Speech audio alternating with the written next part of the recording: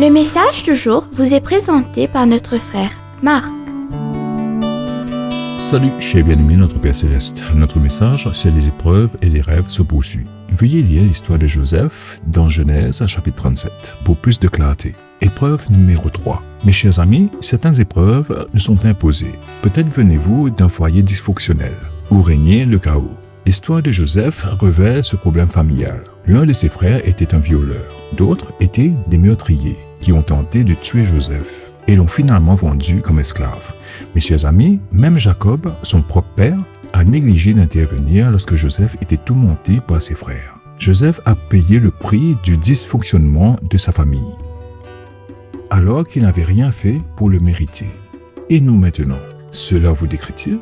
Peut-être êtes-vous loin de chez vous depuis des années, mais portez-vous encore les cicatrices psychologiques du chaos familial. Ou peut-être que votre chaos se trouve au travail, où les péchés volontaires des autres vous affectent directement. C'est ce qui est arrivé à Joseph lorsque la femme de son patron a tenté de le séduire. Après son refus, elle a reconduit des mensonges à son sujet par vengeance. Et Joseph a été jeté dans un autre gouffre, la prison du couloir de la mort. Bien-aimé, l'écriture est claire. Dans chaque épreuve où Joseph est tombé, Dieu œuvrait pour le sortir. Chers amis, notre Père Céleste, bon et aimant, fera de même pour nous. Sommes-nous résilients et persévérants dans la poursuite et l'accomplissement de la volonté de Dieu? Si oui, soyez assurés que Dieu ouvrira un chemin là où apparemment il n'y en a pas.